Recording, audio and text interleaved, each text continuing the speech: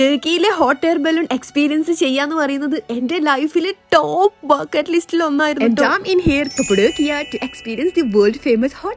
ഇസ്താൻബുളിൽ നിന്ന് 1 hour fly ചെയ്തിട്ടാണ് ഞാൻ ഈ കപ്പഡോക്കിയയിലെ കേവ് ഹോട്ടലിൽ വന്ന് താമസിച്ചത്. രാവിലെ 6:15 ആയപ്പോ നമ്മളെ പിക്ക് ചെയ്യാൻ ആള് വന്നു. ഗൊരേമ എന്ന് പറയുന്ന സ്ഥലത്ത് നിന്നാണ് നമ്മൾ ഫ്ലൈ ചെയ്യാൻ പോകുന്നത്. ആ കൊടും മഞ്ഞത്ത് നമ്മുടെ ബലൂൺ റെഡി ആയിക്കൊണ്ടിരിക്കുകയാണ്. ഞാനും ചാടി കയറി ആ ബക്കറ്റ്. പൈലറ്റും അസിസ്റ്റന്റും കൂടാതെ വേറെ 20 പാസഞ്ചേഴ്സും എന്റെ കൂടെ ഉണ്ടായിരുന്നു. അങ്ങനെ നമ്മൾ ടേക്ക് ഓഫ് ചെയ്യാണ് ഗൈസ്. മഞ്ഞ് വീണ ഫെയറി ചിമ്മിനീസിന്റെ മേലെ കൂടെ നമ്മൾ പയ്യെ പയ്യെ പൊന്തി പൊന്തി പോവാണ്. ഏകദേശം 1200ഓളം അടി ഉയരത്തിൽ, അതും ഈ ഫ്രീ എയറിൽ മേഘത്തിന്റെ ഇടയിൽ കൂടെ ഒക്കെ ഞാനിതാ ഇങ്ങനെ പറന്ന് പറന്ന് ഫ്ലോട്ട് ചെയ്യായിരുന്നു കേട്ടോ.